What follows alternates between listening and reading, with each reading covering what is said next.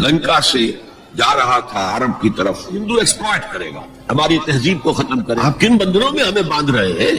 تو اللہ ایک چانس دے کر دیکھ لینا چاہتا تھا کہ یہ کرتے کیا ہے. 57 سال ہو گئے ہمیں, جو ملک لیا تھا اسلام اسلام اسلام اسلام کی رٹ لگا کر, وہ کہاں اسلام تھا. کچھ لوگ ٹی وی کو بھی حرام کہتے ہیں, برائے مہربانی وضاحت کریں. میں سب سے پہلے عنوان میں 2 چیزوں کی اصلاح کرنا چاہتا ہوں. دیکھیے, بر صغیر کی اصطلاح غلط ہے. بر صغیر تو کسی چھوٹے سے جزیروں کو بھی کہہ دیں گے, چھوٹی خشکی. یہ ترجمہ کیا گیا ہے سب کانٹیننٹ کا. کانٹیننٹ کہتے ہیں بر اعظم کو, بر اعظم کانٹیننٹ. تو اعظم سے نیچے آتا ہے عظیم. یہ بر عظیم ہے ہند, بر عظیم پاک و ہند. آج ہم اسے پاک و ہند کہیں گے, پہلے یہ بر عظیم ہند تھا. یہ غلط لفظ ہمارے ہاں لکھنے میں بولنے میں آ گیا ہے. بر صغیر تو کسی چھوٹے سے جزیرے کو بھی کہہ دیں گے, چھوٹی سی خشکی. یہ بہت بڑی خشکی ہے. یہ بر اعظم ایشیا کا ایک بہت بڑا علاقہ ہے, اس لیے اعظم سے ایک سیڑھی نیچے اتریے تو عظیم ہوتا. یہ بر عظیم ہے, بر صغیر نہیں. اسی طرح مسلمان غیر اسلامی ریاست میں, اس میں بھی ایک مغالطہ ہے, گویا کہ دنیا میں کوئی خالص اسلامی ریاست بھی ہے, جبکہ آج دنیا کی تمام مسلمان مملکتیں خالص غیر اسلامی ہیں. تو گویا کہ بنیادی طور پر کوئی فرق واقع نہیں ہوا. مسلم اکثریت کا ملک ہونا اور بات ہے, اور اسلامی ریاست ہونا اور بات ہے, زمین و آسمان کا فرق. بہرحال ان دونوں موضوعات پر میں کوشش کروں گا کہ اپنے خیالات آپ کے سامنے رکھوں, اور مجھے اندیشہ ہے کہ آپ میں بہت سے حضرات میری بعض آراء سے اتفاق نہیں کریں گے, لیکن میں خلوص و اخلاص کا تقاضا پورا نہیں کروں گا, نہ اپنی ذات سے نہ آپ سے. اگر وہی بات آپ سے نہ کہوں اور آپ کے سامنے نہ رکھوں کہ جو میری حقیقی رائے ہے. اگر یہ ویڈیو آپ کو اچھی لگی ہے تو آپ کائنڈلی ریالٹی سپیک کو سبسکرائب کریں, ویڈیو کو لائک کریں اور کمنٹ میں جزاک اللہ لکھیں, تاکہ ہمیں اس طرح کے موٹیویشن ملتے رہیں اور ہم آپ کو اس طرح کی ویڈیو شیئر کرتے رہیں. جزاک اللہ خیر. تو میں چند باتیں رکھوں گا, قبول کرنا نہ کرنا آپ کا کام ہے. دیکھیے, بر عظیم پاک و ہند کے ضمن میں سب سے پہلے تو 2 بدقسمتیوں کو نوٹ کر دی. پہلی بدقسمتی یہ کہ یہ بر عظیم دور نبوت کی سعادتوں سے محروم رہا. دور نبوت میں یہاں تک دعوت اسلام نہیں پہنچی. اکا دکا کوئی لوگ مسلمان ہوئے ہیں. مالابار کا کوئی راجہ تھا جس نے شق القمر کا معجزہ اپنی آنکھوں سے دیکھا تھا. اسے جب معلوم ہوا کہ یہ تو اصل میں ایک عرب میں پیدا ہونے والے رسول کی انگلی کے اشارے سے ہوا تھا, تو وہ ایمان لے آئے. لیکن یہ آئسولیٹڈ واقعات ہیں. بحیثیت مجموعی بر عظیم پاک و ہند دور نبوت کی برکات سے محروم رہا. پھر یہ کہ دور خلافت راشدہ کی برکات سے بھی محروم رہا. یہاں اسلام کسی قابل ذکر حیثیت میں آیا ہے دور بنی امیہ میں, وہ بھی کسی دعوت و تبلیغ کے مثبت مقصد کے لیے نہیں, بلکہ ایک انتقام اور بدلے کے لیے کہ کچھ مسلمان تاجروں کا ایک بحری قافلہ جو سرندیپ سے لنکا سے جا رہا تھا عرب کی طرف, اسے یہاں کراچی کے قریب اسے یہاں کے سندھی ڈاکوؤں نے لوٹ لی. اس پر مطالبہ آیا اسلامی مسلمان حکومت کی طرف سے. وہ ملوکیت تھی. اب وہ اسلامی حکومت اس معنی میں نہیں رہی تھی جس معنی میں کہ خلافت راشدہ اسلامی حکومت تھی, کہ جو قیدی ہے تمہارے پاس رہا کرو اور کمپنسیٹ کرو جو بھی نقصان یہاں ان مسلمان تاجروں کا ہوا ہے. جب اس کے جواب میں بالکل منفی رد عمل موصول ہوا تو پھر چڑھائی کا فیصلہ کیا گیا. گویا کہ یہ ایک سزا دینے کی ایک مہم تھی. مگر اس وقت جو اسلام یہاں آیا تھا اس کے کریکٹرز اس اسلام سے کچھ مختلف تھے جو بعد میں یہاں آیا ہے. وہ اسلام جو محمد ابن قاسم کی سرکردگی میں سندھ میں آیا اور سندھ سے آگے بڑھ کر ملتان بلکہ موجودہ پاکستان کے تقریباً پورے نصف علاقے تک پہنچ گیا تھا, فٹ ہلز آف کشمیر تک. تو یہ اسلام خالص عربی اسلام تھا. ملوکیت تو آ گئی تھی لیکن بدویت اور عربیت جو ہے اس کی چھاپ اس پر ابھی گہری تھی. اور اس اسلام میں نہ ابھی فرقے تھے, نہ مسلک تھے, نہ حنفی, نہ مالکی, نہ شافعی, نہ حنبلی. نہ عقائد کے بارے میں بحثیں شروع ہوئی تھی, علم کلام کی بحثیں ہوئی تھی, نہ ابھی یونانی فلسفے اور منطق کا حملہ ہوا تھا. ابھی کچھ نہیں تھا. سادہ اسلام. اسلام اپنی اصل سادگی پر برقرار تھا. چنانچہ اس کی قوت تسخیر بڑی زبردست ثابت ہوئی, اور خاص طور پر محمد ابن قاسم جو نوجوان 17-18 برس کا نوجوان اور نہایت نیک اور پاک باز, سندھ کے ہندوؤں نے جو اپنے ایک روایت ہے کہ اس طرح کا آدمی تو کوئی اوتار ہی ہو سکتا ہے فارسی میں بھی کہا جاتا ہے کہ در جوانی توبہ کردم شیوہ پیغمبری است. جوانی کے اس عمر میں بھی کوئی شخص پاک زندگی گزار رہا تو یہ تو پیغمبروں کا طریقہ ہے. اور ہندوستان میں تصور پیغمبروں کا نہیں تھا، اوتاروں کا تھا. تو اسے بھی ایک اوتار سمجھ کر اس کی مورتیاں تراش کر مندروں میں رکھ لی گئیں اور ان کو پوجا جانے لگا. یہی چیز اس کے لیے خطرے کا سبب بن گئی ہے، کیونکہ اب بیک ہوم اسلام کا جو اصل گھر تھا عرب، اس میں ملوکیت آ چکی تھی، اور ملوکیت کبھی اسے برداشت نہیں کر سکتی کہ کوئی اور شخص اتنا پاپولر ہو جائے کہ اسے چیلنج کر سکے. لہذا محمد بن قاسم کو بلایا گیا اور شہید کر دیا گیا. اب اس کے بعد ظاہر بات ہے کہ وہ اسلام ریسیڈ کرنا شروع ہوا، واپس آنا شروع ہوا. اس کے کچھ اثرات اس علاقے میں رہ گئے، لیکن اسلام کی واپسی ہو.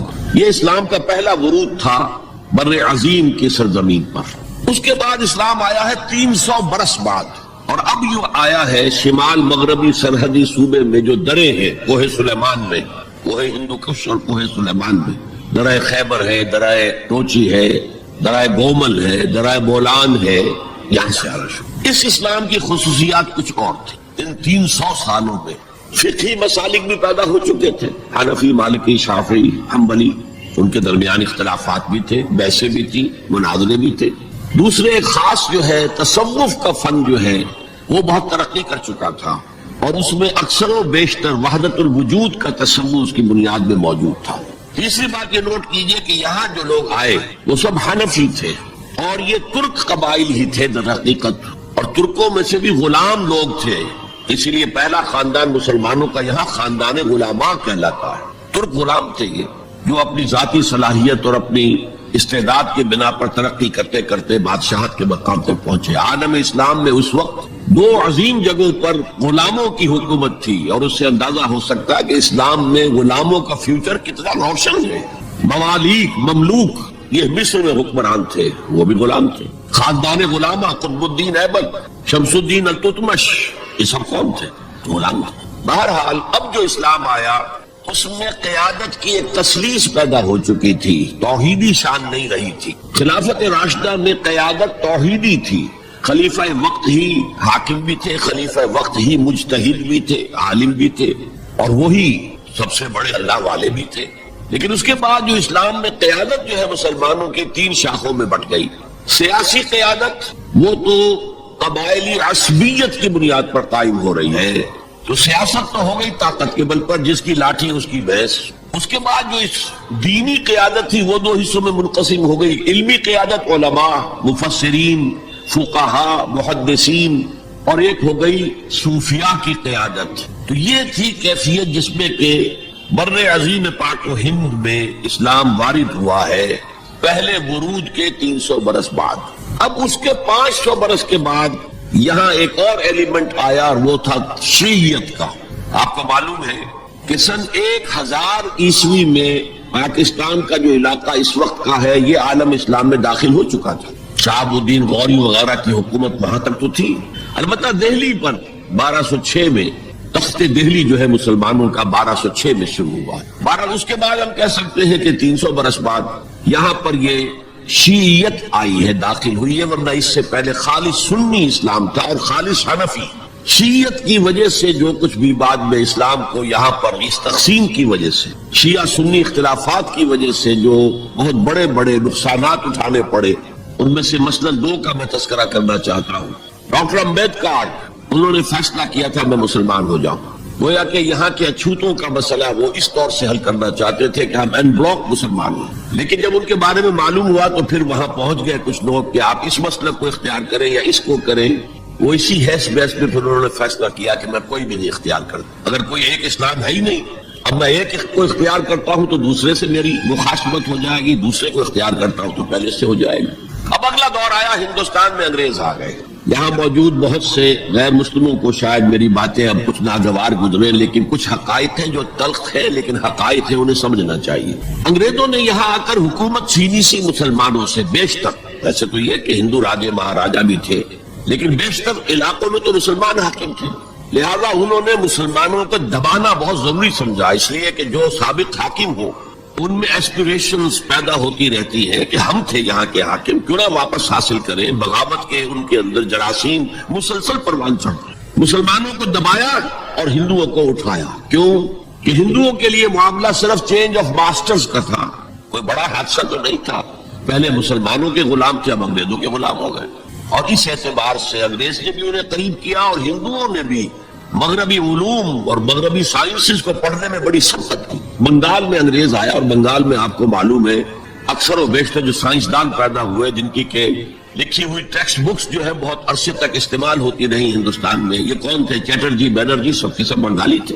ایک اور بات یہ ہے کہ ہندو اپنے ماضی سے بہت دور آ چکے تھے، ان کا ماضی عظمت والا، آخر اشوک کا دور بہت عظمت کا، چندر گپت موریہ کا دور بہت عظمت کا، وکرماجیت کا دور بہت عظمت کا تھا، لیکن وہ بہت پیچھے جا چکے تھے. تقریباً مسلمانوں کی آمد کی وجہ سے 1000 سال کا فصل واقع ہو چکا. لہذا تہذیب و تمدن کے لیے بھی، جیسے کہ انہوں نے مسلمانوں کے زمانے میں فارسی پڑھی، فارسی پڑھتے تھے، کوڈ لینگویج فارسی ہے، جیسے کہ پھر بعد میں مسلمان اور ہندو اور سب نے انگریزی پڑھی. ملازمتیں ملیں گے تو انگریزی پڑھنے والوں کو ملیں گی، راستہ کیریئرز کا کھلے گا تو انگریزی پڑھنے والوں کا کھلے گا. اسی لیے کہاوت تھی ہندوستان میں، پڑھے فارسی اور بیچے تیل، دیکھو رے قسمت کے کھیل. اب فارسی پڑھ کے تو اسے کہیں حکومت کے اندر اہلکار ہونا چاہیے، اس کی حیثیت کچھ اور ہونا چاہیے، فارسی پڑھ کے اور تیل بیچنا. جبکہ مسلمانوں کا معاملہ یہ تھا کہ ان کی تو ابھی تہذیب اور تمدن، ان کی روایات ابھی تازہ تھی. لہذا جو غیر مسلم تھے یہاں کے، انہوں نے انگریزی علوم، انگریزی سائنس، انگریزی تہذیب، اس کو کھلے دل کے ساتھ خوش آمدید کہا. اور مسلمانوں میں ایک زبردست ڈویژن ہو گیا، بلکہ ابتدائی ری ایکشن تو بہت سخت تھا، یک طرفہ تھا. ہم نہ انگریزی پڑھیں گے، ہم نہ انگریزی علوم سیکھیں گے، نہ سائنس پڑھیں گے. ہم تو اپنے کونوں خدروں میں، اگرچہ جو سیلاب آ گیا ہے اس کو روکنے کی طاقت تو ہم میں نہیں ہے، لیکن ہم کونوں میں جا کر بیٹھ جائیں گے، قال اللہ و قال الرسول. اور انگریزی تہذیب سے اس قدر دوری کہ اگر کوئی میز کرسی پر بیٹھ کر کھانا کھا لے تو کرسٹان ہو گیا. یہ تو کسی نے چمچہ استعمال کر لیا کھانے میں، کانٹا تو بہت دور کی بات ہے، چمچہ بھی استعمال کر لیا تو کرسٹان ہو گیا. تو اس درجے ری ایکشن تھا علماء کے زیر اثر حلقوں میں.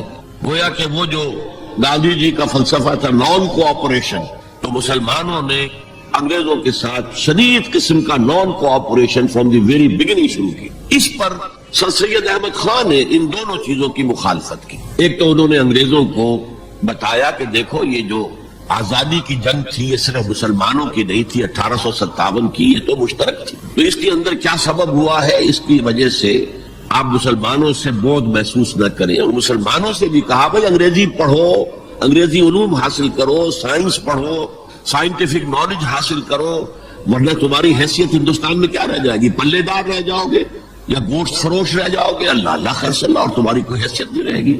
تو اس اعتبار سے سر سید احمد خان ایک اہم لینڈ مارک ہے. اس کے علاوہ انگریزی دور کا ایک اور جو پہلو بہت اہم ہے، انگریزوں نے ڈیوائڈ اینڈ رول پالیسی کے تحت مسلمانوں اور ہندوؤں کے درمیان مرافرت کو ہوا دی.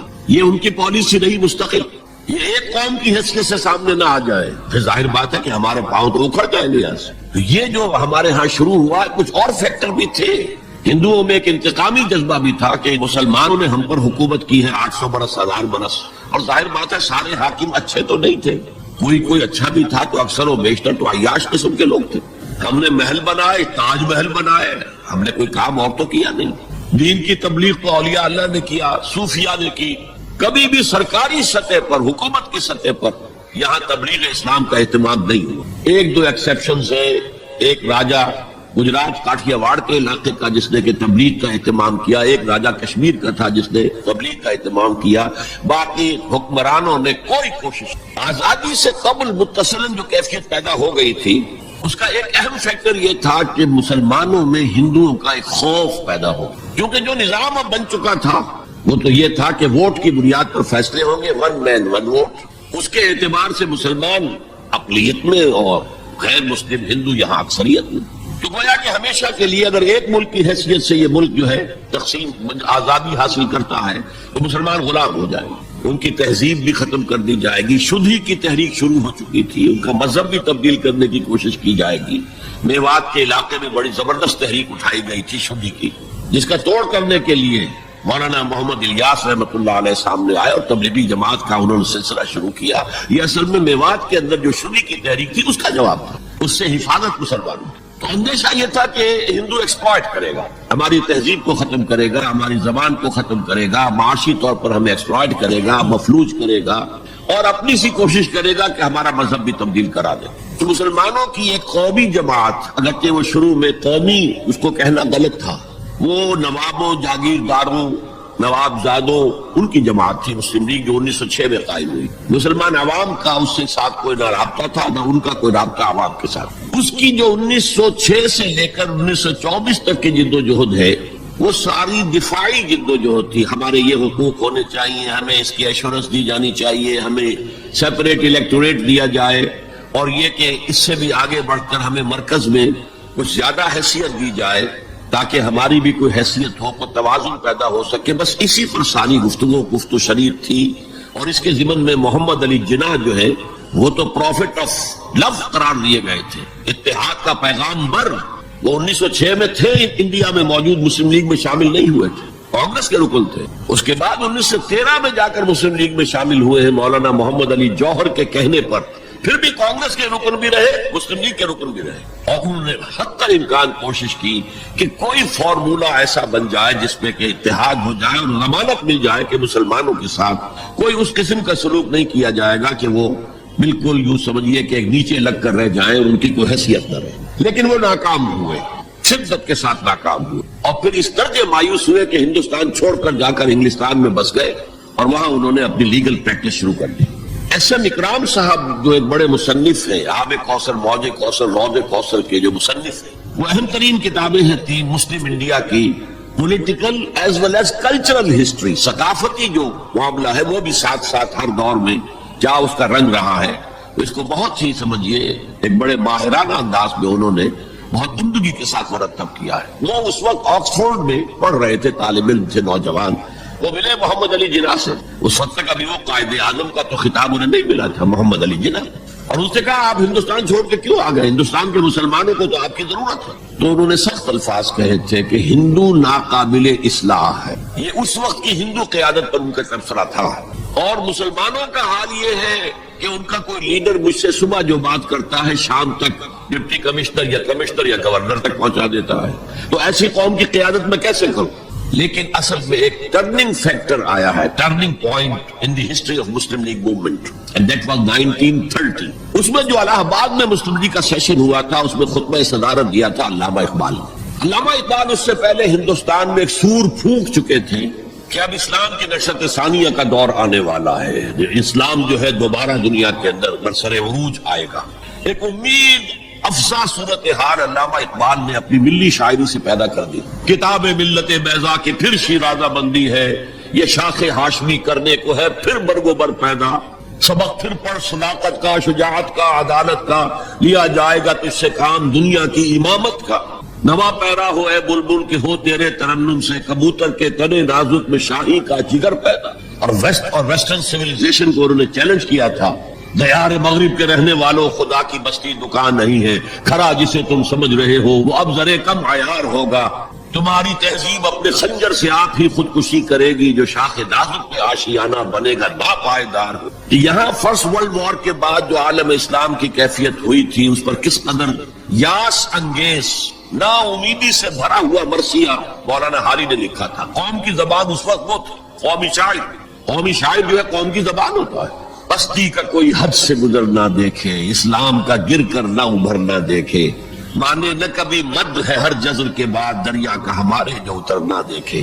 اور آخر میں جو مناجات بحضور سرور کونین صلی اللہ علیہ وسلم، اے خاصہ خاصان رسول الوقت دعا ہے، امت میں تیری آ کے عجب وقت پڑا ہے، وہ دین جو بڑی شان سے نکلا تھا وطن سے پردیس میں، وہ آج غریب الغربا ہے۔ اسی قسم کے مرثیے علامہ شبلی نے کہے، مولانا حمید الدین فراہی نے کہے، لیکن اقبال پہلا شاعر ہے جس نے کچھ مرثیے بھی کہے ہیں۔ جب انگلینڈ جاتے ہوئے وہ گزر رہے تھے سسلی، جزیرہ سسلی کے پاس سے جہاز گزر رہا تھا، تو دل میں ہوک اٹھی ہے، کبھی یہ مسلمان جہازرانوں کا مرکز ہوتا تھا، بیس ہوتا تھا، رولے اب دل کھول کر ہے دیدہ خونابہ بار، وہ نظر آتا ہے تہذیب حجازی کا مزار، تھا یہاں ہنگامہ ان سیرا نشینوں کا کبھی، مہر بازی گاہ تھا جن کے سفینوں کا کبھی۔ کہاں ہے مرثیہ بھی کہا، اقبال کے یہاں مرثیہ ہے، لیکن ساتھ ہی ایک امید افزا پیغام، کہ اب دوبارہ نکل کے صحرا سے جس نے روما کی سلطنت کو الٹ دیا تھا، سنا ہے یہ قدسیوں سے میں نے، وہ شیر پھر ہوشیار ہوگا۔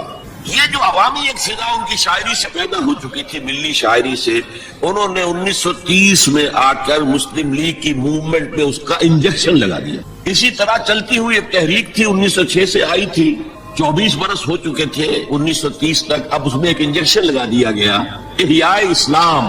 اس خطبے میں علامہ نے ایک طرف مسلم قومیت کو بہت مستحکم کیا دلائل کے ساتھ، عمرانی دلائل، پولیٹیکل سائنس کے جو مستحکم اصول ہیں ان کی بنیاد پر کہ مسلمان ایک علیحدہ قوم ہے۔ اور نمبر 2 انہوں نے کہا، اور یہ ایک پروفیسی تھی، ایک طرح کی مستقبل کے بارے میں ایک پیشن گوئی تھی، تجویز نہیں تھی۔ پارٹیشن آف انڈیا کی تجویز تو بہت بعد میں آئی ہے، 1940 میں، یہ 1930 کی بات میں کر رہا ہوں۔ تو انہوں نے کہا تھا، مجھے یقین ہے کہ یہ ڈیسٹنی ہے، تقدیر مبرم ہے کہ ہندوستان کے شمال مغرب میں، شمال مشرق کا انہیں اس وقت احساس نہیں ہوا تھا، ایسٹ پاکستان کا جو اب بنگلہ دیش ہے ادھر ان کی نگاہ نہیں گئی تھی، ہندوستان کے شمال مغرب کے اندر ایک آزاد مسلمان ریاست قائم ہوگی، اور اگر ایسا ہو گیا تو ہمیں موقع مل جائے گا کہ دور ملوکیت میں، جس کے لیے لفظ بڑا ثقیل استعمال کیا انہوں نے، عرب امپیریلزم، یہ بنو امیہ بنو عباس کی عرب امپیریلسٹ تھے، یہ عرب قوم کیا امپیریلزم تھا، ان کی حکومت اسلام کی عکاسی کرنے والی نہیں تھی، اسلام کی عکاسی کرنے والی تو خلافت راشدہ تھی، ابو بکر تھے، عمر تھے، عثمان تھے، علی تھے رضی اللہ تعالی عنہ۔ تو دور ملوکیت میں یا دور عرب امپیریلزم میں جو داغ دھبے آ گئے ہیں اسلام کے چہرے پر، انہیں صاف کر کے اور صحیح اسلام کی ایک شکل دنیا کو دکھا۔ یہ انجیکشن ہے پوزیٹیو مقصد کا۔ اس وقت تک، اس سے پہلے تک تحریک صرف ایک منفی جذبے پر چل رہی تھی، ہندو کا خوف، ہندو اکثریت کا خوف، ایکسپلائٹیشن کا اندیشہ، لیکن اب اسے ایک مثبت بنیاد مل گئی۔ 1932 میں قائد اعظم گئے انگلستان، لندن، گول میز کانفرنس میں، جناح صاحب اس میں شریک نہیں تھے اس لیے کہ وہ تو ویسے سیاست کا میدان چھوڑ چکے تھے۔ اس موقع پر پھر علامہ اقبال نے ملاقاتیں کی ہیں جناح صاحب سے، اور وہی انجیکشن ان کو بھی لگا، اور انہیں پھر آمادہ کیا کہ آئیں واپس ہندوستان، اور اس انجیکشن کے حوالے سے مسلمانوں نے ہند کو منظم کریں اور جمع کریں۔ تو یہ پھر تحریک پاکستان جو ہے، چونکہ مسلمانوں کے جذبات کے ساتھ اس کی ہم آہنگی، معجزہ ہو گیا کہ مسلم مائنورٹی کے پروونسز نے کس طریقے سے یکجا اور یکسو ہو کر اس موومنٹ کو سپورٹ کیا، حالانکہ انہیں معلوم ہے کہ کسی بھی حساب سے ان کے تو پاکستان میں شامل ہونے کا کوئی امکان تھا ہی نہیں، بلکہ تحریک مسلم لیگ اصل میں مائنورٹی پروونسز کی تحریک تھی۔ جو صوبے بعد میں پاکستان میں شامل ہوئے ہیں ان میں سرحد میں تو کانگریس کی حکومت تھی ٹل دی لاسٹ ڈیٹ، پنجاب میں یونینسٹ حکومت تھی ٹل دی لاسٹ ڈیٹ، صرف ایک سندھ تھا مغربی پاکستان میں کہ جو وہاں مسلم لیگ کی حکومت تھی۔ ہاں، بنگال میں مسلم لیگ کی حکومت تھی، اور بنگال ہی مولد ہے جہاں ولادت ہوئی ہے 1906 میں مسلم لیگ کی، اور طویل ترین عرصے تک مسلم لیگ کی حکومت وہاں رہی۔ اب بھی وہاں پر تحریکیں چلتی رہتی ہیں اینٹی پاکستان، 2 مرتبہ پاکستان نے ایئر فورس بھی استعمال کی ہے وہاں پر، یہ سب کچھ آپ کو معلوم ہے۔ بہرحال اس کے نتیجے میں ملک تقسیم ہو گیا، اور 2 قوموں کے درمیان جو نفرت اس دوران میں پیدا ہو گئی تھی وہ ایک آتش فشاں کی طرح پھٹ پڑی۔ جو کچھ ہوا ہے پارٹیشن کے وقت، میں نے آپ کو بتایا تھا انگریزوں سے آزادی ہم نے حاصل کی، لیکن ہم نے نہ ایک انگریز کو مارا نہ کسی انگریز نے ہم میں سے کسی کو مارا، لیکن جو آپس کی خوریزی ہوئی ہے، تاریخ انسانی کی عظیم ترین ٹرانسفر آف پاپولیشن، کروڑوں انسان ادھر سے ادھر سے ادھر ہوئے، اور پھر عظیم خوریزی، بربریت، وحشت، معلوم ہوتا کہ نفرت کی کوئی آگ اندر جل رہی تھی، بس اسے موقع چاہیے تھا کہ وہ بھر آئے۔ تو میں کچھ نہ کچھ تجزیہ کر چکا ہوں کہ یہ نفرت جو ہے کچھ انڈیجینس بھی تھی، کچھ تھی، ان کے اندر ایک جذبہ انتقام تھا کہ ہندوستانوں نے ہم پر حکومت کی اتنے عرصے، لیکن اس میں بڑا حصہ جو ہے وہ انگریز کی ڈیوائڈ اینڈ رول پالیسی کا تھا، اور وہ جاتے جاتے ایک بون آف کنٹینشن بھی ڈال گیا کہ یہ دونوں اس پر لڑتے رہے تاکہ ہمارے خلاف کوئی جذبہ نفرت ان کے اندر نہ ابھرے۔ تو یہ انگریز کی پالیسی تو یقیناً بہت کامیاب تھی، لیکن وہ نفرت کا جو عالم اس وقت تھا اس کو آپ اس وقت امیجن نہیں کر سکتے۔ 2 نوجوان جو پیدا ہی ہوئے بعد میں پارٹیشن کے بھی 20 25 30 سال بعد پیدا ہوئے، انہیں کیا اندازہ ہو سکتا ہے؟ قطعاً اندازہ نہیں ہے۔ کبھی کبھی ربط ہو جاتا ہے معاملہ، جیسے کہ کبھی کسی جگہ ہو گیا، کبھی کسی جگہ ہو گیا، ابھی حال ہی میں جو کچھ گجرات میں ہو گیا تھا وہ ہو جاتا ہے، لیکن یہ کہ کوئی ہندو اور مسلمانوں کے درمیان وہ دشمنی اور وہ معاملہ اب نہیں ہے، بلکہ بہت سے لوگ اس کو امیجن ہی نہیں کر سکتے کہ معاملہ کس حد تک پہنچ گیا۔ اس کے بعد ایک خیال یہ تھا ہندوستان میں کہ پاکستان جلدی ختم ہو جائے گا، اور اس کی کوششیں بھی کی گئی، پاکستان کے حصے کا روپیہ روک لیا گیا, پاکستان کے حصے کے ہتھیار روک لیے گئے. پاکستان نے اس کو محسوس کیا کہ it's a threat to its existence, جس کے نتیجے میں, جس کے رد عمل میں وہ امریکہ کی جھولی میں جا گرا. It was a reaction. میں اسلامی جمعیت طلبہ کا ناظم اعلیٰ تھا 1953 میں. ہمارے وزیر اعظم اس وقت تھے خواجہ ناظم الدین, وہ لاہور کے دورے پر آئے تھے. میں طلبہ کا ایک وفد لے کر ان سے ملنے گیا. ایک تو اس زمانے میں وہ اینٹی قادیانی موومنٹ چل رہی تھی اور اس میں بہت کچھ تو خون لاہور میں ہوا تھا. اس کے بارے میں نے کچھ باتیں کی اور پھر میں نے ان سے کہا یہ میڈو اس بلا کا نام ہے. میڈو تھی اس وقت, مڈل ایسٹ ڈیفنس آرگنائزیشن. آپ کن بندروں میں ہمیں باندھ رہے ہیں؟ بہت ہی بھلے آدمی تھے. مجھے واقعہ یہ ہے کہ میری تو ملاقات ہے, لیکن اس شخص کی شرافت کا اور سادگی کا جو نقش قائم ہوا میرے دل پر, وہ آج تک موجود ہے. دیکھیں یہ معاملہ جو ہے یہ حکومت کا ہے, یہ آپ نوجوان ہیں, طالب علم ہے, آپ کا اس سے کوئی سروکار نہیں. میں ذرا نٹ کھٹ قسم کا تھا اس وقت بھی نوجوان. میں نے کہا جناب آپ ہمیں ان بندروں میں باندھ کر آپ چلتے بنیں گے, ملک تو ہم نے سنبھالنا ہے بعد میں. We must know what you are doing. بس یہ کہنے پر اچھا آگے کوئی جواب نہیں. دیکھیں الفاظ 3 جملے ان کے سنا رہا ہوں, یہ پوری ہماری تاریخ کا لب لباب بنتا ہے. دیکھیے پنڈت جی تو نہیں چاہتے نا کہ پاکستان قائم رہے, پنڈت نہرو, اور ہم اکیلے تو ہندوستان کا مقابلہ نہیں کر سکتے نا, تو ہمیں تو کوئی سہارا چاہیے نا. 3 جملے, یہ پاکستان کی فورن پالیسی کا اول روز سے کارنر سٹون ہے. بلکہ یہاں میں ذرا ضمنی طور پر بتا دوں کہ پاکستان کے قائم ہونے اور قائم رہنے میں کتنا بڑا ہاتھ اور کتنا بڑا دخل پنڈت نہرو کا ہے. دیکھیے ایک جینیس شخص تھا ابوالکلام آزاد, جینیس, اس میں کوئی شک نہیں, اور کیبنٹ مشن پلان کا مرتب کرنے والا وہی تھا. کیبنٹ مشن پلان کو مسلم لیگ نے بھی تسلیم کر لیا کہ ہندوستان 3 زونز کے مشتمل ہوگا, آزاد ہوگا, مرکزی حکومت ایک ہوگی, ایک ویسٹرن زون, ایک ایسٹرن زون, ایک سینٹرل زون. تقریباً وہی جو پاکستان کا نقشہ تھا کہ ایک مغربی پاکستان, ایک مشرقی پاکستان, ایک نیچے بھارت. سینٹرل گورنمنٹ کے پاس فلاں جو ہے یہ اہم ترین چیز ہے, تو سینٹرل گورنمنٹ کے پاس ہوگی, فورن پالیسی ہوگی, بجٹ ہوگا, مالیات کا معاملہ ہوگا, ڈیفنس ہوگا, یہ ان کے پاس ہوگا, کمیونیکیشنز ہوگی. باقی یہ ریجنز جو ہیں ان کو حق ہوگا وہ اپنے اپنے فیصلے کریں, اپنے معاملات چلائیں, اپنے قوانین بنائیں. ایک شک اس میں ایسی تھی کہ 10 سال کے بعد کسی بھی حصے کو, کسی زون کو سیسیڈ کرنے کا, علیحدہ ہونے کا حق حاصل ہوگا. گویا کہ کم سے کم 10 سال کے لیے آزاد پاکستان کا مطالبہ ختم. قائد اعظم نے مان لیا, تو اب اگر کوئی امکان تھا تو 10 سال کے بعد تھا نا. اب کس نے بنوایا پاکستان؟ وہ تو چونکہ مولانا آزاد اس درجے بددل ہو چکے تھے, قائد اعظم نے انہیں شو بوائے کہہ کے اتنا جو ہے بددل کر دیا تھا کہ انہوں نے کانگریس کی صدارت چھوڑ دی. تو کہا گیا ان سے آپ صدارت قبول کریں, نہیں, پنڈت جی ہو گئے صدر. اور پنڈت جی سے جب پوچھا گیا کیبنٹ مشن پلان کے بارے میں تو انہوں نے کہہ دیا ایک دفعہ ہندوستان آزاد ہو جائے پھر کون کسی کو علیحدہ ہونے دیتا ہے. بات تو سچی تھی, نکل جاتی ہے جس کے منہ سے سچی بات مستی میں, فقیہ مسئلہ بھی سے وہ رندے بازا خار. اچھا بات تو سچی تھی لیکن کہنے کی نہیں تھی اس وقت. اس پر فوراً قائد اعظم نے ریورس گیئر لگایا کہ اگر نیتیں گئے تو پھر ہم نہیں مانتے, وی آر گوئنگ بیک. تو عالم واقعہ میں پاکستان کس نے بنوایا 1947 میں؟ ہسٹری کا تجزیہ کیجئے, سمجھ میں یہ کچھ اللہ تعالیٰ کی مشیت تھی. تمام انسانوں کے دل حضور کی ایک حدیث کے مطابق اللہ کی 2 انگلیوں کے مابین ہوتے ہیں, وہ جدھر چاہتا پھیر دے. اللہ کی حکمت تھی, اللہ چاہتا تھا کہ یہ مسلمانان ہند جو کہہ رہے ہیں اللہ ہمیں آزادی دے, انگریز سے بھی دے, ہندو سے بھی دے, تیرے دین کا بول بالا کریں گے, ہم تیرے نبی کا دین قائم کریں گے. تو اللہ ایک چانس دے کر دیکھ لینا چاہتا تھا کہ یہ کرتے کیا ہے. حالانکہ لارڈ ماؤنٹ بیٹن کی تجویز تھی کہ 14 اگست کو انڈیا پہلے اس کی فریڈم ڈکلیئر ہو اور 15 کو پاکستان کی ہو. تاریخ بدل جاتی ہے. یہاں کے پنڈتوں نے کہا کہ 14 جو ہے وہ منحوس دن ہے, لہذا انہوں نے کہا 15 تو 14 کو پاکستان ہے, وہ 27ویں شب تھی رمضان مبارک کی. یہ اصل میں ایسا ہی معاملہ ہے جیسے کہ مصر میں بنی اسرائیل نے حضرت موسیٰ سے کہا تھا کہ اے موسیٰ تمہارے آنے سے پہلے بھی ہم پر تشدد ہوتا تھا اور ہمیں ہر طرح ستایا جاتا تھا, تمہارے آنے کے بعد بھی حال ہمارا تو وہی ہے, ہماری تو کوئی بھلائی نہیں ہو سکی. تو حضرت موسیٰ کا ایک جواب جو ہے وہ وہاں پر منقول ہے, عَصَىٰ رَبُّكُمْ أَن يُهْلِكَ عَدُوَّكُمْ, قریب ہے کہ تمہارا رب تمہارے دشمن کو ہلاک کر دے, وَيَسْتَخْلِفَكُمْ فِي الْأَرْضِ, اور تمہیں زمین میں طاقت دے, فَيَنْظُرَ كَيْفَ تَعْمَلُونَ, پھر وہ دیکھے گا تم کیا کر. وہ انہوں نے جو کچھ کیا تھا وہ اس کی تاریخ میں آپ کے سامنے بیان کر چکا.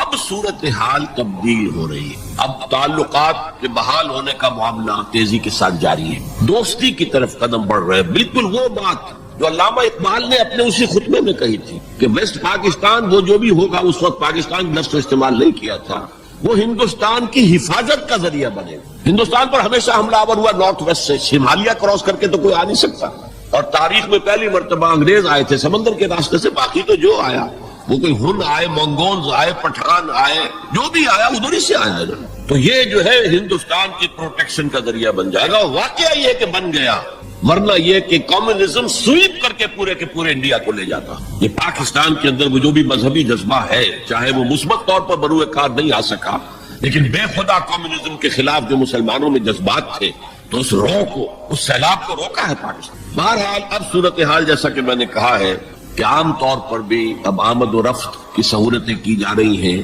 اور میں سمجھتا ہوں کہ وہ نسل بھی اب بیت چکی ہے جس کے دل میں وہ انتقامی جذبات تھے۔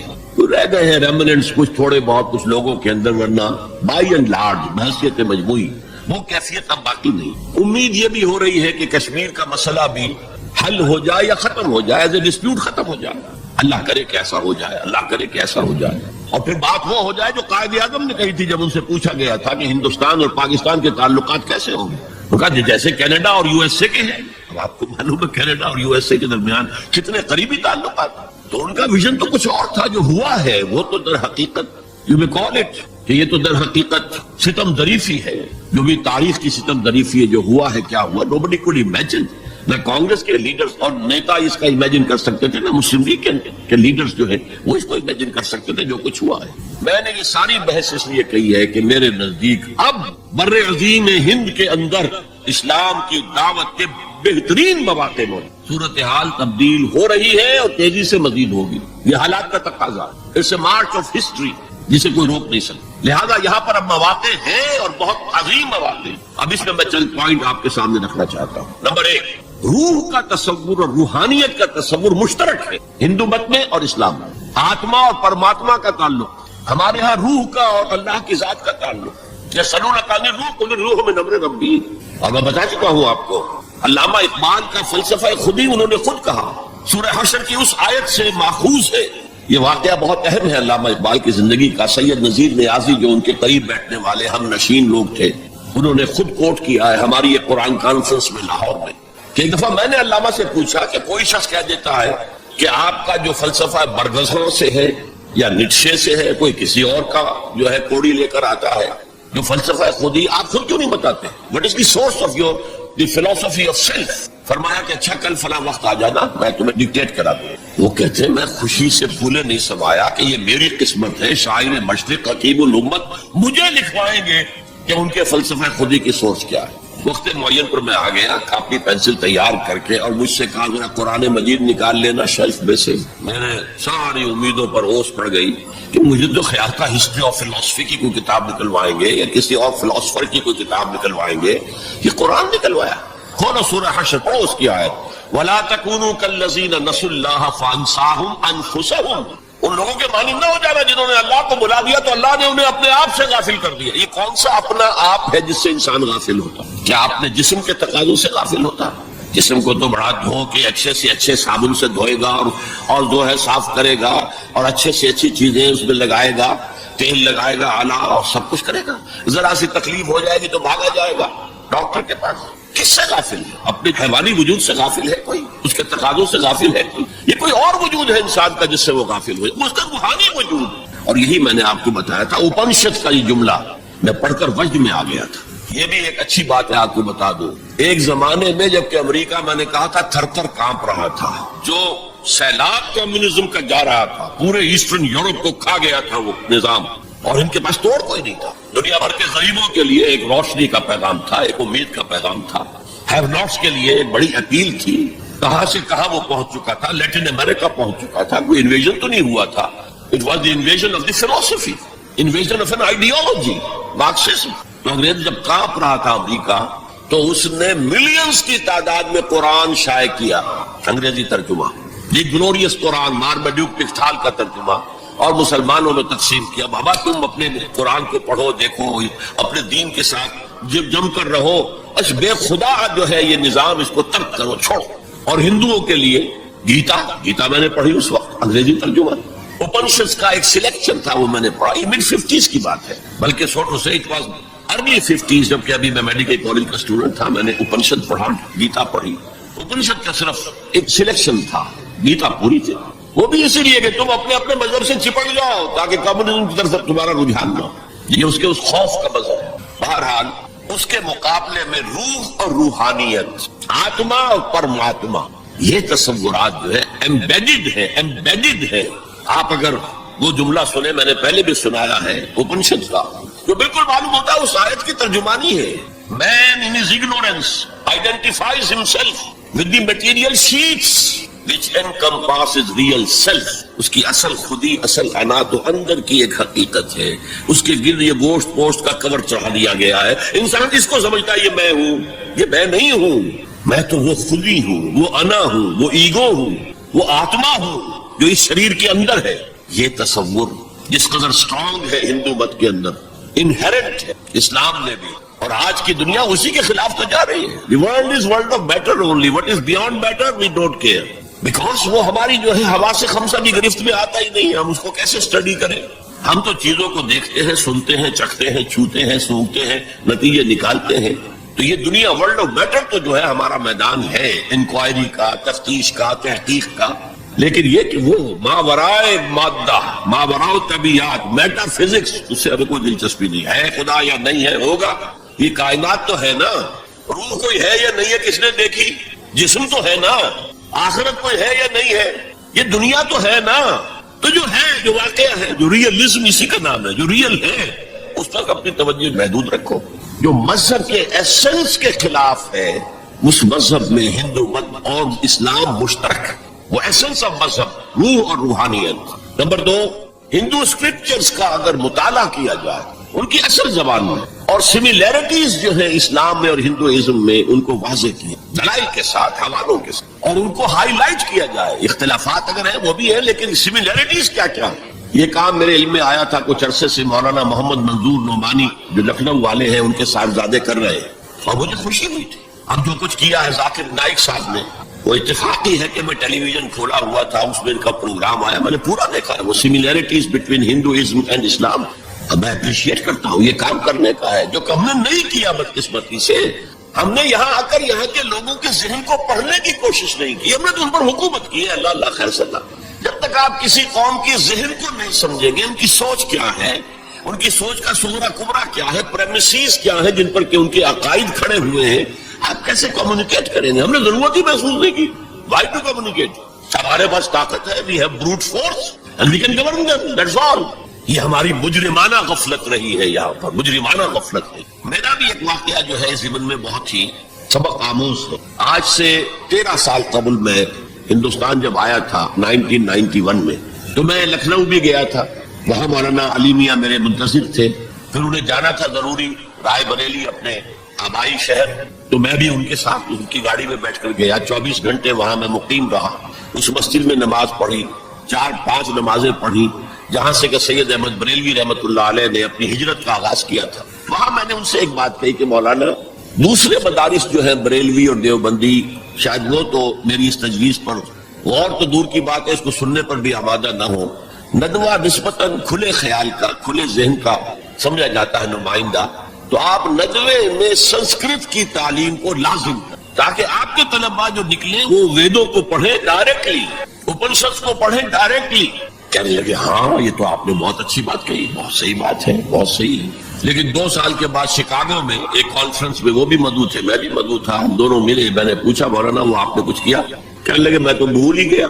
उस स्टेज पर वो आ चुके थे कि वो निस्यान उन्हें हो गया, उन्हें याद ही नहीं रहा कि मुझसे उन्होंने वादा किया है। लेकिन मैंने ये बात उनसे कही थी। मेरे इल्म में आया यहाँ ही कि एक मुसन्निफ शम्स नवीद उस्मानी, जिनकी किताब आपने पढ़ी होगी, अब भी ना जागे तो, काफी दिन हो गए मैंने वो किताब पढ़ी थी।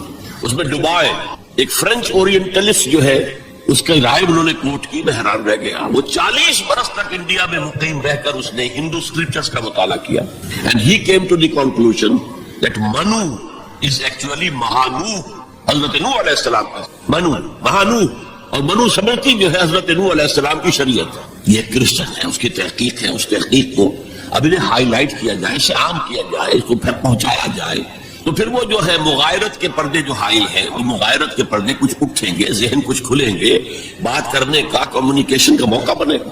اب آ رہی ہے وہ بات جو میں سمجھتا ہوں کہ آپ کو اچھی نہیں لگے گی۔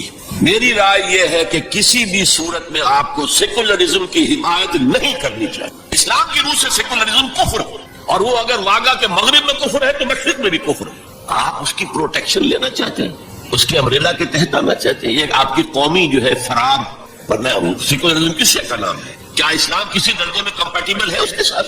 سیکولرزم کا مطلب یہ ہے کہ آپ ایک سرکل بنا لیں، اس سرکل کے اندر ہے پولیٹیکو سوشو اکنامک سسٹم۔ یہ تو ہوگا، کسی بھی مذہب سے کوئی تعلق نہیں اس کا۔ عوامی حاکمیت جو بدترین شرک ہے، اس کی بنیاد پر جو پارلیمنٹ آئے، جو کوئی مجلس ملی آئے، جو کوئی کانگریس آئے، وہ جو ہے قانون بنائے، ہومو سیکسولیٹی کو جائز قرار دے، مجھے اجازت ہے، ہومو سیکسول میرجز کو رجسٹر کروائے، ٹھیک ہے، it has no reference to any religion whatsoever. ہاں، اس سرکل کے پیری فری پر چھوٹے چھوٹے سرکلز بنا دیجئے، یہ ہندو مت ہے، یہ اسلام ہے، یہ سکھ مت ہے، یہ بدھ مت ہے، یہ فلاں ہے، یہ کرسچینٹی ہے، یہ جوڈائزم ہے، یہ ہے تاؤزم ہے، یہ رہیں گے پیری فری پر۔ یہ انفرادی ذات معاملہ ہے زندگی کا، اور اس میں آزادی ہے ہر ایک کو، جو چاہے بلیفس رکھے، ایک خدا کو مانے، 100 کو مانو، کسی کو نہ مانے، ٹھیک ہے۔ شہری جو ہے وہ جس طرح چاہے پوجا پاٹ کرے، درخت کو پوجے، پتھروں کو پوجے، بتوں کو پوجے، ایک انسین خدا کو پوجے، جس کو چاہے پوجے، سورج کو پوجے، چاند کو پوجے، چاہو پوجے، سوشل کسٹم جو چاہے رکھے، بہرحال ہر ایک کا اپنا خیال ہے۔ ان چیزوں میں ہر شخص آزاد ہے، لیکن پولیٹیکل سسٹم، کرمنل لا جو بھی ہے، پھر اکنامک سسٹم، سود، سیوا، سب جائز ہے۔ کسی مذہب کے حرام قرار دینے سے ان کو نہیں روکا جائے گا، کسی آسمانی ہدایت کو دلیل کے طور پہ تسلیم نہیں کیا جائے گا، چاہے وہ تورات ہو، چاہے قرآن ہو، چاہے کوئی اور آسمانی کتاب ہو، ہندوؤں کی کتاب ہے، وہ تسلیم نہیں کی جائے گی۔ This is not compatible with Islam. How can the Muslims accept it? مجھے حیرت ہوتی ہے، میری یہ بات میں جانتا ہوں، یہاں کسی کی سمجھ میں نہیں آئے گی، لیکن یہ کہ بہرحال جیسا کہ میں نے شروع میں کہا تھا، اگرچہ قول تو وہ فرعون کا ہے، لیکن قرآن میں نقل ہوا قرآن کی آیت ہے، مَا أُرِيكُمْ إِلَّا مَا أَرَىٰ، میں آپ کو وہی کچھ دکھا سکتا ہوں جو میں خود دیکھتا ہوں، ورنہ میں سنسیئر نہیں ہوں، neither to myself or to you. I have to be honest. Number 4، قومیت سے بالا تر ہو کر اسلام کی دعوت دی جائے، دو چیزیں گڑبڑ نہ کی جائے، قوم کی خدمت ہے، قوم کے لیے تعلیمی ادارے بنائے جائیں، قوم کے لیے یہ کیا جائے، کوئی حرج نہیں، قوم کی خدمت کرنا بری بات نہیں۔ ایک مسلمان قوم کو فرعون کی غلامی سے نجات دلانے کے لیے اللہ نے حضرت موسیٰ جیسے پیغمبر کو بھیجا، جنہوں نے جاتے ہی اول وہلے میں پہلی ملاقات فرعون سے ہوئی ہے تو مطالبہ کر دیا، نرسل معنا بنی اسرائیل، ہمارے ساتھ بنی اسرائیل کو یہاں سے جانے دو، ولا تعذبہم، ان پر سختی نہ کرو، ٹارچر نہ کرو، ان پر تشدد نہ کرے، ان پر پرسیکیوٹ نہ کرو۔ اور اللہ نے حضرت موسیٰ علیہ السلام کے ذریعے سے اس قوم کو نجات دے دی، حالانکہ وہ قوم کیسی ناہنجار قوم تھی، جس نے جیسے ہی سمندر پار کیا ہے یا دریا پار کیا ہے، کچھ لوگوں کو دیکھا بتوں پر اعتکاف کر رہے بیٹھے ہوئے، کہا ہمارے لیے بھی ایسا بنا دو تاکہ توجہ کا ارتکاز ہم کر سکیں۔ حضرت موسیٰ نے ڈانٹا، اللہ نے تمہیں کتنی عظمت عطا کی ہے، جو شرک کی دلدلوں سے، کیچڑ سے تمہیں نکالا ہے، اور تم چاہتے ہو دوبارہ اسی کے اندر پھنس جانا۔ وہی ہے جو قدم قدم پر جھگڑتے تھے حضرت موسیٰ سے، تم نے مروا دیا ہمیں لا کے یہاں صحرا میں، اس سے تو وہاں بہتر تھے ہم، کھانے پینے کو تو ملتا تھا نا۔ بہرحال اللہ نے من و سلوہ اتار دیا، ایک چٹان سے 12 چشمے جو ہے وہ برآمد کر دیے، کھاؤ پیو۔ اور پھر وہ اتنی ناہنجار قوم تھی کہ جب قتال کی بات کہی گئی کہ اب تلوار ہاتھ میں لو اور داخل ہو جاؤ فلسطین کی زمین میں، کوڑا جواب، فَذْهَبْ أَنْتَ وَرَبُّكَ فَقَاتِلَا إِنَّا هَاهُنَا قَاعِدُونَ، ہم تو یہاں بیٹھے ٹس سے مس نہیں ہوں گے، جاؤ تم جاؤ، تمہارا رب، فَذْهَبْ أَنْتَ وَرَبُّكَ فَقَاتِلَا إِنَّا هَاهُنَا قَاعِدُونَ۔ یہ معاملہ جو ہے قومی خدمت بری شے نہیں ہے، لیکن کچھ لوگ ایسے ہونے چاہیے کہ جو اس قومی تصورات سے بلند تر ہو کر انسانی سطح پر اسلام کی دعوت دیں، وہ جو ہم پڑھ چکے ہیں، وَلْتَكُن مِّنكُمْ أُمَّةٌ يَدْعُونَ إِلَى الْخَيْرِ وَيَأْمُرُونَ بِالْمَعْرُوفِ وَيَنْهَوْنَ عَنِ الْمُنكَرِ وَأُولَٰئِكَ هُمُ الْمُفْلِحُونَ۔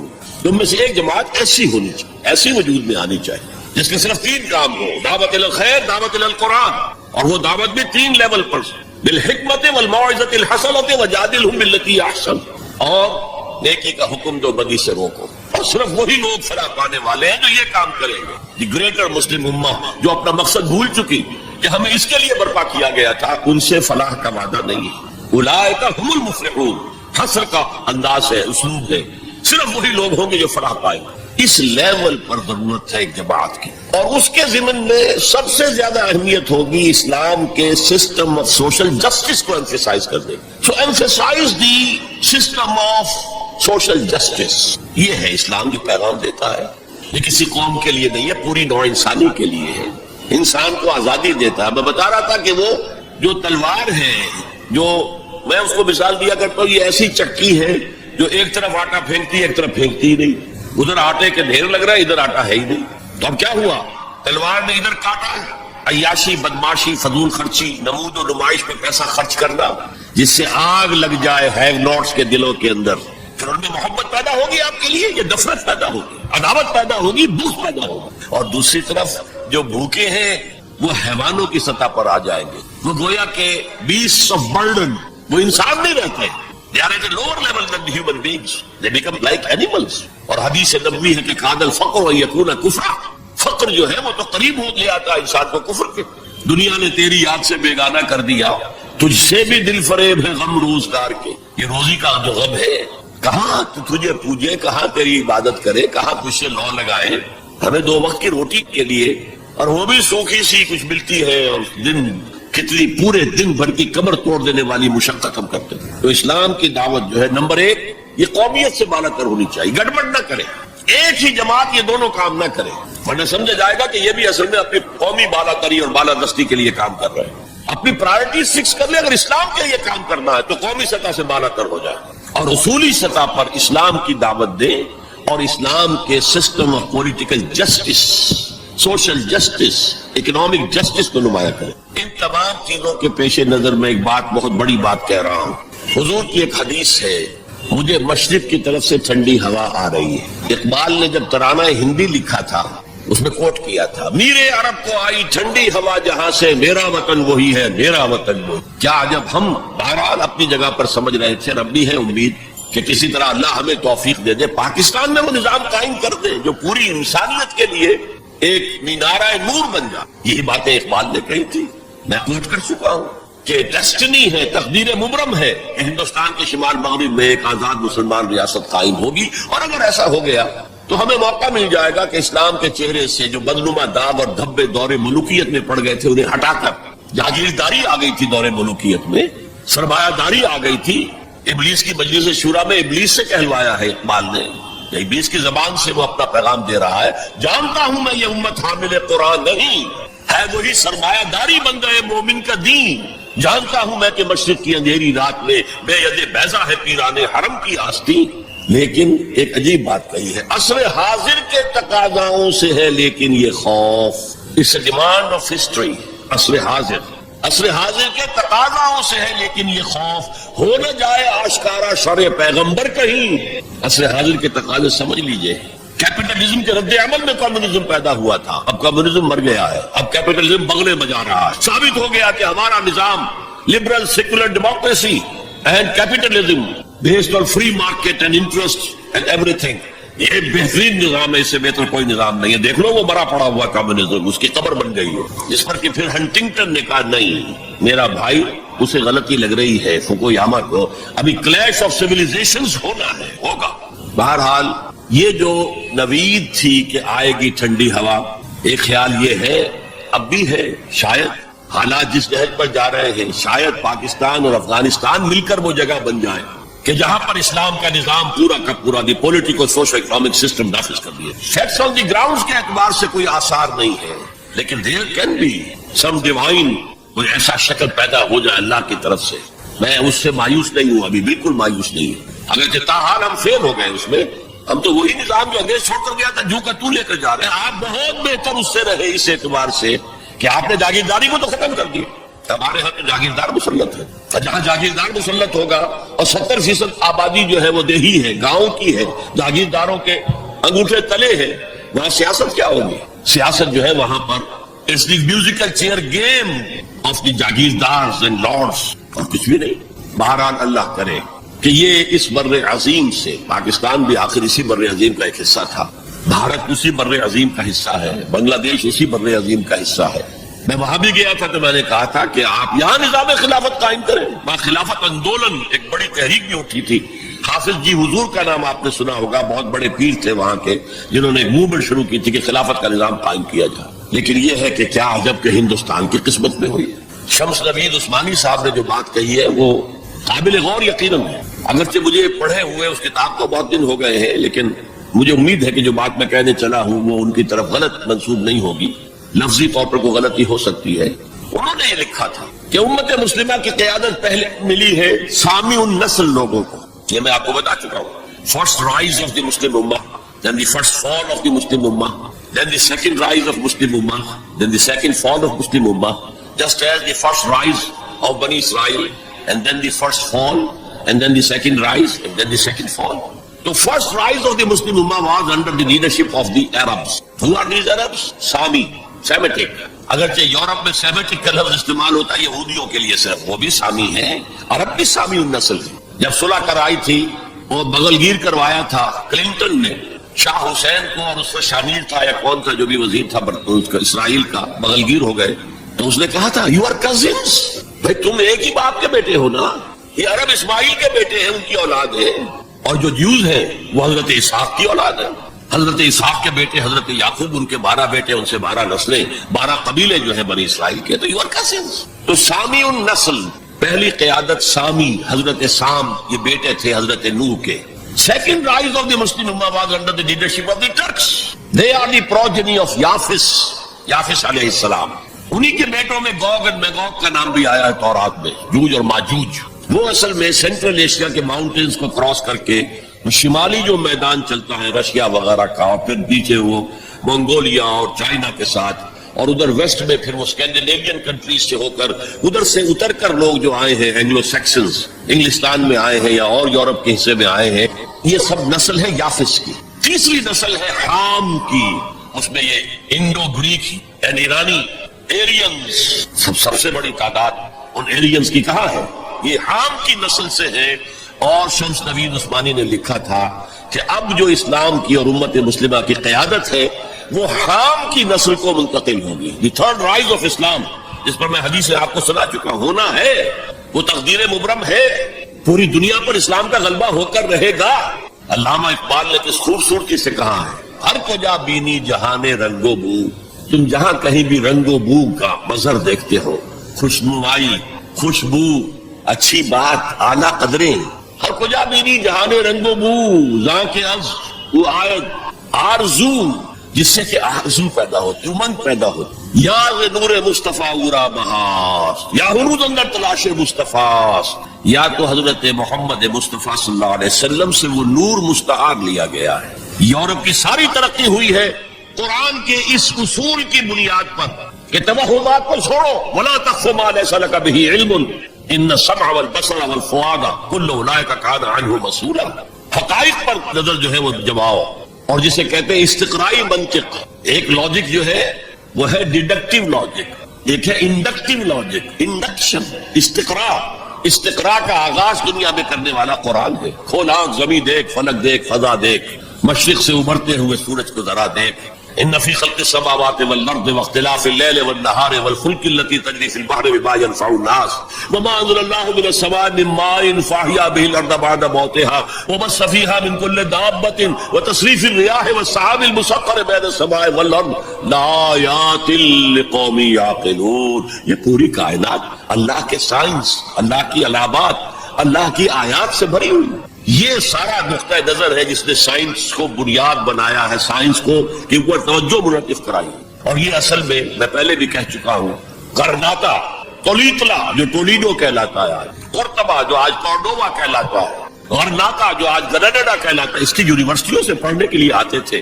یہ فرانس کے لوگ چلے آ رہے ہیں، یہ جرمنی کے نوجوان چلے آ رہے ہیں، یہ اٹلی سے آ رہے ہیں. انہی کے زیر اثر رینیسانس ہوا، احیاء العلوم، فلسفہ اور سائنس دونوں کی طرف جو ہے توجہ ہوئی.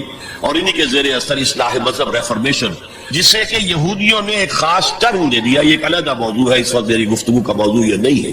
بہرحال ہو سکتا ہے کہ ہندوستان ہی وہ جگہ بن جائے. یہ ہے وہ 5 نکات جس کی بنا پر میں کہتا ہوں کہ اس وقت ہندوستان میں، بھارت میں اور بر عظیم پاک و ہند میں اسلام کی دعوت کے امکانات بہت وسیع ہیں. ہم فائدہ نہ اٹھائیں یہ ہمارا جرم ہوگا. اللہ کے ہاں ہم اکاؤنٹیبل ہوں گے. اب آج کے موضوع کے دوسرے حصے پر آئیے. مسلمان غیر اسلامی ریاست میں. میں نے عرض کیا تھا کہ اس عنوان سے شاید یہ گمان ہوتا ہے کہ کوئی ملک، شاید پاکستان کو آپ سمجھ رہے ہیں کہ وہ اسلامی ریاست ہے. اسلامی ریاست کا کوئی وجود اس وقت روئے ارضی پر موجود نہیں ہے، لہذا کوئی فرق نہیں ہے. اس پہلو سے کوئی فرق واقع نہیں ہوتا. مسلمان اکثریت کا ملک، مسلمان اقلیت کا ملک، کیا فرق واقع ہوا؟ کوئی فرق واقع ہے. اس لیے کہ اوپر تو نظام جو ہے وہی طاغوت کا نظام ہے، وہی سیکولر نظام ہے، وہی انٹرسٹ بیسڈ اکانومی کا جو ہے نظام ہے، وہی بے حیائی، بے پردگی اور فحاشی کا نظام ہے جو چلا آ رہا ہے، اور جس کو وہ اب social engineering program under the United Nations organization, social engineering, اس کے اصول کیا ہے؟ پروسٹیٹیوشن کو بھی ایک باعزت پیشہ قرار دیا جائے. ان کے لیے نام جو ہے کوائن کیا گیا سیکس ورکرز. ہومو سیکسولیٹی کو بھی ایک نارمل اورینٹیشن قرار دیا جائے. نارمل ہے، اب نارمل نہیں ہے. Nobody should object to it. عورت اور مرد بالکل برابر ہو، شادی کے قوانین کے ضمن میں بھی اور ہر اعتبار سے برابر، وراثت میں بھی برابر. اور عورت اگر گھر کا کام کرے تو ویج طلب کر سکتی ہے مرد سے، شوہر سے. اور اگر وہ حمل کی سختیاں برداشت کرے اور وضع حمل کے تکلیف برداشت کرے، اس پر بھی وہ معاوضہ مانگ سکتی ہے شوہر سے. اس طرح کی چیزیں سوشل انجینئرنگ پروگرام. معاشرے کا تیا پانچا ہو گیا ان کے ہاں. فیملی لائف کے ٹکڑے ہو گئے، بکھر گئی فیملی لائف، ہے ہی نہیں. شادی کا بندھن نہیں. We are living together, that's all. We are not married. بچے بھی ہو رہے ہیں but we are not married. اس لیے کہ وہ میرج کے قوانین ایسے بنا دیے گئے ہیں کہ مرد اس کو گوارا کرنے کو تیار نہیں. آپ نے کسی سے میرج کی اور کچھ دنوں کے بعد آپ کی اس کے ساتھ نئی بنی طلاق دیں گے، آدھی پوری پراپرٹی، پورا اپنا سرمایہ آدھا دینا پڑے گا. کون مرد اس کے لیے تیار ہو؟ خامخواہ کائے کو؟ عورت کو تو مرد کی ضرورت ہے کہ نہیں ہے؟ وہ رہے گی میرے ساتھ. We are living together, we are not married.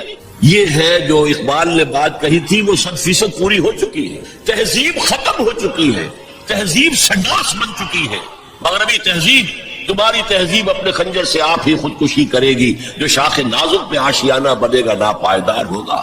اب آپ نے سنا ہوگا بش صاحب واز کہتے ہیں شادی کرو، شادی کرو، شادی کرو.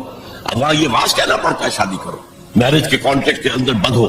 بہرحال اس وقت کا سارا عالم انسانی بشمول عالم اسلامی کے طاغوت کی گرفت میں ہے. اور یہ طاغوت اصل میں دجالیت، دجل فریب کو کہتے ہیں. اللہ کی ذات کے اوپر اس کائنات کا پردہ آ گیا ہے. ہم اس کائنات کو پوج رہے ہیں، کائنات کو پڑھ رہے ہیں، سیکھ رہے ہیں، سمجھ رہے ہیں، خدا کو بھول گئے. حیات اخروی پر حیات دنیاوی نے پردہ ڈال دیا ہے. دجل اصل زندگی وہ ہے، اسے بھول گئے ہیں اور اس زندگی میں مگن ہے، گم ہے. کافر کی یہ پہچان کے آفاق میں گم ہے اور مومن کی یہ پہچان کے گم اس میں ہے آفاق. یہ سارا نظام دجالیت کا نظام ہے اور پورے عالم اسلام پر یہ حاوی ہے، مسلط ہے. کوئی ایک ملک بھی اس سے بچا ہوا نہیں. اس پس منظر میں دیکھیے، اسلام ایک اصولی انقلابی دعوت ہے.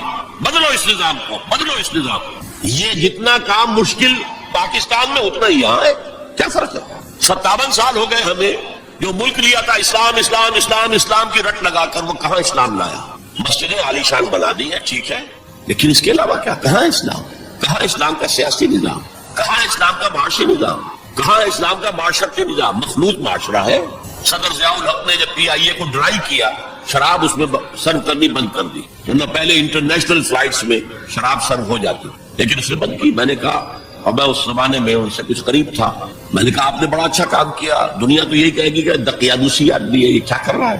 لیکن میں نے کہا آپ نے ایک چیز جو حرام ہے وہ تو بند کر دی ہے. دوسری چیز یہ ایئر ہاسٹسز جو جاتی ہیں، یہ کون سی شریعت کی روح سے جائز ہے؟ آپ حج پر نہیں جانے دیتے مسلمان عورت کو محرم کے بغیر.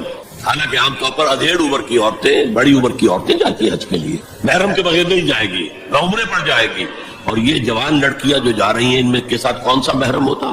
چپ، خاموش، کوئی جواب نہیں. میں نے کہا کیا کھانے اور ناشتے کی ٹرے جو ہے وہ مرد نہیں رکھ سکتے آگے؟ یہ ہے وہ ہمارا طرز عمل.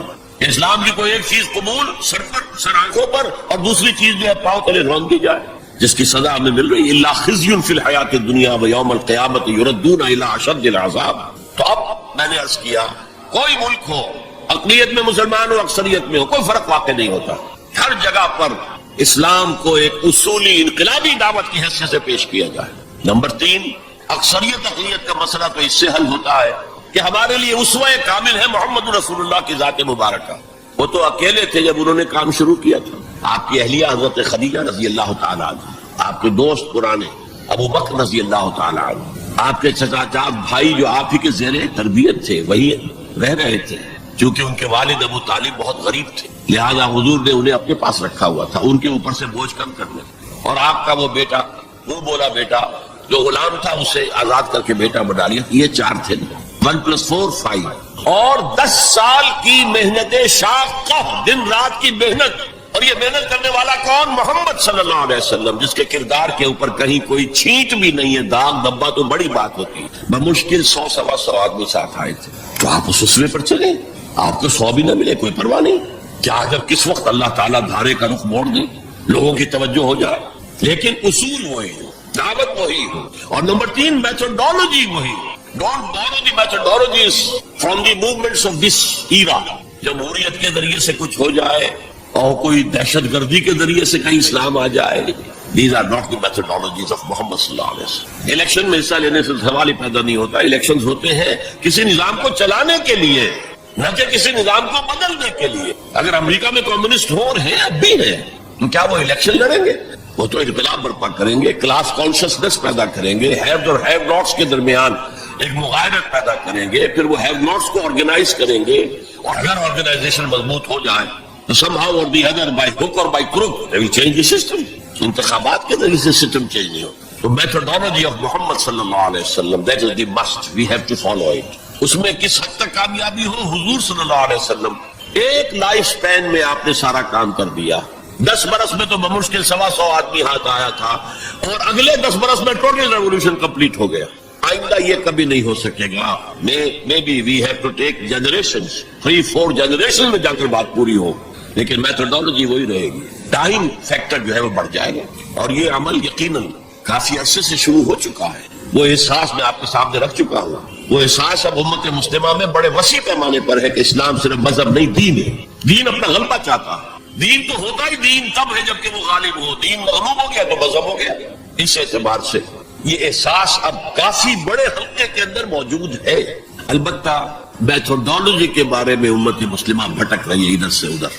اقبال نے جو شعر کہا تھا کہ نشان راہ دکھاتے تھے جو ستاروں کو، ترس گئے ہیں کسی مرد راہداں کے لیے. اللہ کا شکر ہے، میں اللہ کا شکر ادا کرتے ہوئے کہہ رہا ہوں، اور کسی خود ستائی کے جذبے کے بغیر کہہ رہا ہوں، اللہ نے مجھ پر سیرت محمدی صلی اللہ علیہ وسلم کو کھول دیا. جیسے میں نے پرسوں کہا تھا کہ ایک حدیث نے تاریخ کے ایک بہت بڑے صندوق کو میرے لیے کھول دیا. لَيَأْتِيَنَّ عَلَىٰ أُمَّتِي مَا أَتَىٰ عَلَىٰ بَنِي إِسْرَائِيلَ حَسْبَ النَّعْلِ بِالنَّعْلِ. میری امت پر بھی وہ سارے حالات وارد ہو کر رہیں گے جو بنی اسرائیل پہ ہوئے تھے، بالکل ایسے جیسے ایک جوڑے کی 2 جوتیاں ایک دوسرے کے مشابہ ہوتی. اسی طرح اللہ تعالیٰ نے سیرت النبی کو مجھ پر کھولا. میں نے اس کا انالیسس کیا، تجزیہ کیا، اور اس سے انفر کیا ہے، اور چیلنج کرتا ہوں. The process of a true revolution can be deduced, can be inferred only from the سیرہ of محمد صلی اللہ علیہ وسلم. اس کی وجہ کیا ہے؟ تاریخ انسانی کے باقی سارے انقلاب جزوی تھے. فرینچ ریولوشن میں صرف سیاسی نظام بدلا اور کچھ بھی نہیں بدلا. عقائد وہی رہے، اخلاق وہی رہے، معاشی نظام وہی رہا جو پہلے تھا، صرف سیاسی نظام بدلا. بولشوک ریولوشن میں معاشی نظام بدلا. باقی